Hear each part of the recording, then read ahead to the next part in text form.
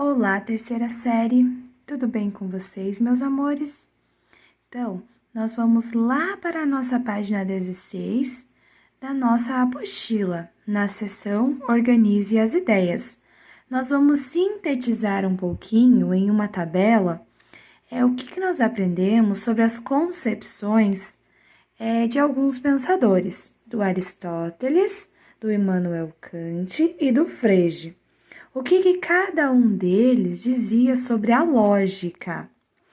O Aristóteles, ele dizia que a lógica, ela é fundamentada, ou ela está fundamentada nos princípios de identidade, da não contradição e do terceiro excluído. E também ele fundamentava a lógica dele em proposições e silogismos. Determinava regras formais para que um raciocínio fosse considerado válido, tal como nós vimos lá na nossa página 8. Ele dizia o seguinte, que todo homem é mortal, Sócrates é homem, logo, Sócrates é mortal. Então, esses silogismos, ele parte de uma premissa menor, uma premissa média e uma conclusão. Para que a minha conclusão seja válida, as minhas duas premissas, elas não podem ser negativas. Como que eu vou negar algo e depois vou concluir que isso está correto? A não ser que as duas sejam negativas, mas não é possível que uma seja negativa e uma seja positiva. Uma proposição válida e outra proposição negativa, para que a conclusão seja correta. E o Immanuel Kant, ele dizia o seguinte, que a lógica geral, como estudo formal do pensamento, e a lógica transcendental, como estudo da capacidade de se conhecer. Era dividida essa lógica transcendental em analítica transcendental, que estudava as formas puras do entendimento, e a dialética transcendental, que é o estudo dos erros da razão, quando tenta ultrapassar seus limites. E o Frege, ele diz que a tentativa de despsicologizar a lógica, aproximando-a da matemática e criando uma linguagem simbólica. Ele dizia ainda que essa linguagem ela tinha que ser precisa, com um sentido único para cada termo. Essa linguagem, a conceitografia, seria destinada às ciências, utilizando elementos da álgebra para simbolizar as palavras. Então, vocês irão completar lá o quadro sobre as concepções lógicas na seção Organize as Ideias da página 16. Então, meus amores, vamos lá para a nossa página 18 agora, na abertura da nossa unidade, Filosofia da Ciência. Então, vocês acreditam que a ciência ela pode garantir a veracidade das suas teorias? Ela consegue provar, através de meios científicos, a legitimidade dessas teorias? Vocês acreditam nisso, que a ciência ela é precisa e exata? Provas científicas são todos os meios legítimos capazes de demonstrar a veracidade de um fato. Então, se é pesquisado, se é feito várias observações científicas, os cientistas conseguem sim provar a veracidade das suas teorias. Número 2. As teorias científicas explicam a realidade ou os cientistas interpretam a realidade procurando ajustá-las às suas teorias? Será que elas explicam a realidade como é ou elas são interpretadas pelos cientistas? E imaginem quais são os limites da ciência. Até onde ela pode ir? Será que ela tem resposta para todas as coisas? Em filosofia, nós sabemos que não, porque existem muitas coisas que ainda não podem ser explicadas, nem por filósofos, nem por cientistas. Talvez em um futuro isso possa vir a ser explicado, mas até o momento existem muitas coisas sem explicação. Existem teorias para elas, mas não há a comprovação dessas teorias. E qual será que é o papel da filosofia diante do desenvolvimento das ciências? Criada na antiguidade como um instrumento para a filosofia e as ciências, a lógica aprofundou seu caráter formal. No decorrer do tempo, em busca de uma linguagem científica, objetiva e precisa. Essa é uma tendência importante do pensamento contemporâneo, marcado também pelo desenvolvimento de uma área específica da epistemologia, que é a reflexão geral em torno da natureza, a filosofia e da ciência. Seus objetos de estudo são problemas como limites e as possibilidades da ciência, as características que diferenciam de outras formas de conhecimento e a validade dos métodos científicos. Nós vamos conhecer um pouquinho alguns pensadores e conceitos relacionados a essa área da filosofia, que ao longo do tempo teve diversas mudanças e que foram aproveitados pela ciência. Vamos conhecer um pouquinho sobre o positivismo. Vamos assistir um vídeo sobre teorias científicas e um outro vídeo em relação ao positivismo. Uma das questões que me afligem com uma certa constância é sobre o sentido de teoria, tanto no campo científico quanto filosófico. É muito comum que as pessoas confundam teoria e lei, por exemplo, como se teoria fosse algo com um pouco fundamento comparado a uma lei. Há quem diga que quando uma teoria se comprova, ela vira lei, quando na verdade uma teoria é bem mais complexa do que uma lei, e são as leis os pilares de uma teoria, ou menos no campo científico. Mas qual seria a diferença entre teoria científica e teoria filosófica? Não me parece uma pergunta qualquer, uma vez que os tipos de abordagem diferem em muitos aspectos.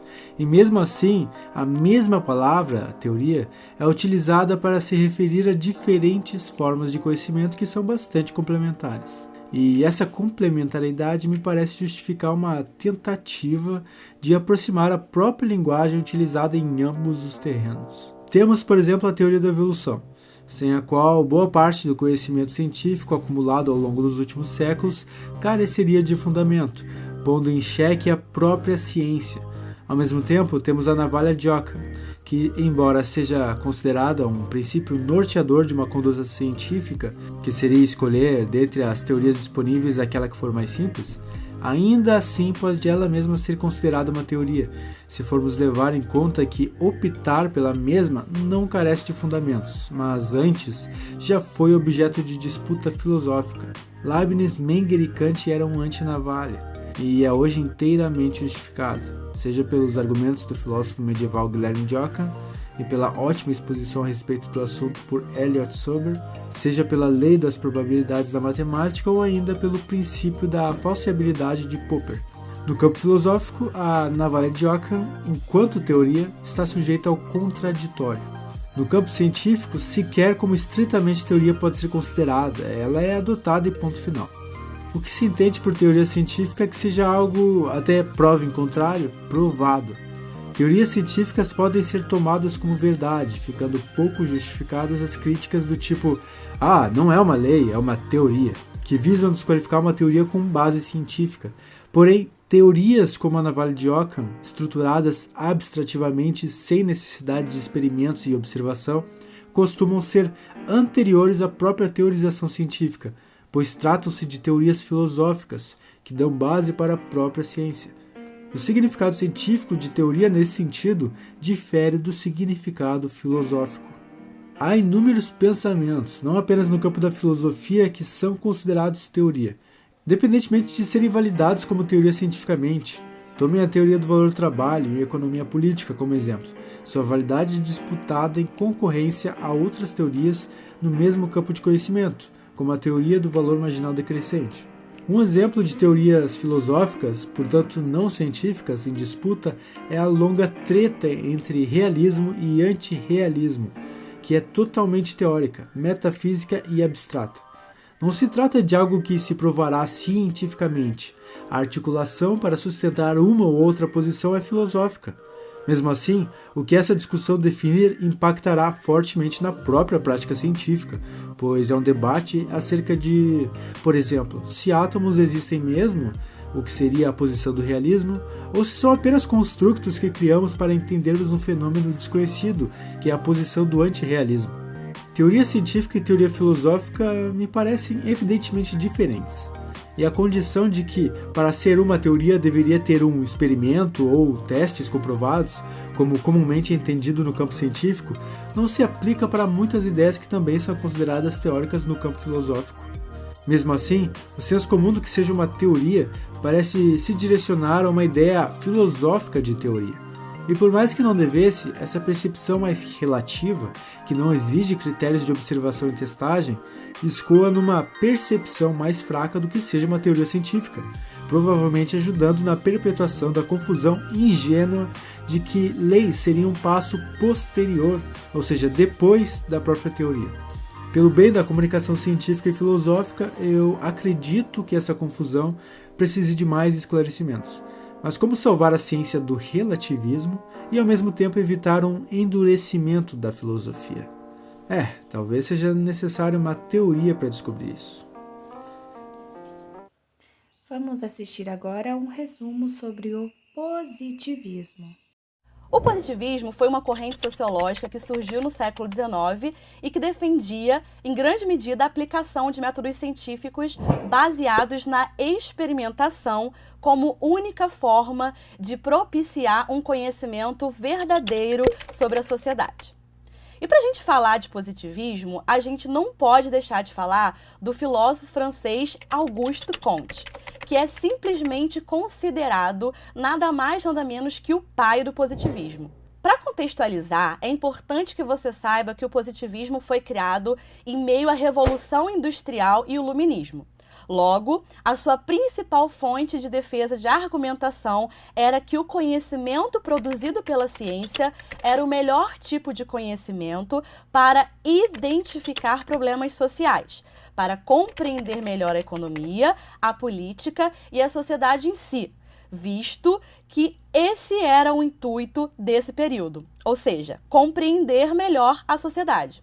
Bem, como nada é por acaso, toda essa busca por conhecimento tinha um propósito: alcançar a ordem e o progresso. E desses dois termos eu tenho certeza que você já ouviu falar. Se você pensou na bandeira do nosso país, acertou. Esse conceito está presente na bandeira do Brasil, trazendo consigo a ideia de atingir a ordem e o progresso através da ciência.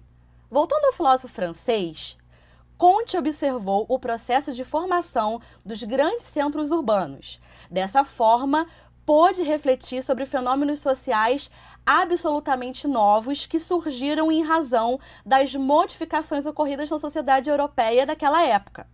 De acordo com a teoria de Comte, o estudo da sociedade deve ser tão rigoroso quanto, por exemplo, o estudo empreendido pelas ciências naturais. Assim, a ciência da sociedade deve ser rigorosa, visando dar à sociologia o caráter de uma ciência universalmente válida, baseando-se sempre na experimentação, a fim de explicar corretamente os fenômenos sociais. Para isso, ele deixa de lado o conhecimento do senso comum e conhecimento religioso e vai se apoiar no conhecimento exclusivamente científico. Dessa forma, Comte defende que a história do pensamento humano se desenvolve do que chamamos de lei dos três estados. A primeira fase é a teológica. No estado teológico, o espírito humano ainda está muito mais voltado para crenças do que propriamente para o uso da ciência como forma de construção do conhecimento.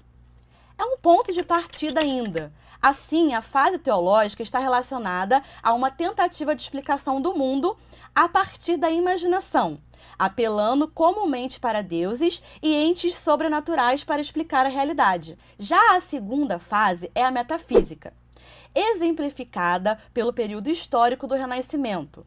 Ela está relacionada com uma explicação da realidade não em termos imaginativos, como na fase teológica, mas em termos naturais. No lugar da imaginação, surge a argumentação metafísica que questiona as explicações que se baseiam em entes sobrenaturais, chegando aí numa fase de transição do indivíduo. E por último, não menos importante, a fase positiva. Ela é marcada pela observação como forma de entendimento da realidade, o que ocorre através da experimentação própria do método científico, alcançando a maturidade racional do homem. Bom, galera, então vocês puderam compreender que o positivismo, ele acreditava no progresso do conhecimento, desde as origens ali consideradas primitivas, supostamente ideal, representada pela ciência moderna. Segundo essa visão, o conhecimento seria acumulativo e, portanto, as teorias científicas deveriam ter validade universal, mostrando-se aptas a explicar diferentes fenômenos por meio de leis legais. Além disso, em lugar da produção dos sistemas filosóficos, abrangendo os mais diversos objetos e fenômenos em busca de suas causas, Comte propôs que o estudo de cada um deles fosse realizado por uma ciência positiva distinta, restringindo-se à busca de explicações para seu funcionamento. Nesse contexto, ele destinava à filosofia o papel de avaliar os métodos científicos segundo princípios racionais. Acreditava que, dessa maneira, ao se afastar de concepções metafísicas, ele alcançaria o estado de filosofia positiva. Fatos, e questões que poderiam explicar de maneira científica, por mais que sejam por teorias, mas teorias que possam ter ali uma veracidade, explicar a existência do ser, a causa, o sentido dessa realidade e aspectos ligados à natureza. Então, de tarefa, vocês irão fazer a página 20 e 21 até o exercício 2 e também irão copiar esse mapa mental no caderno de filosofia. Tá bom, meus queridos? Então, um grande abraço e até a próxima aula.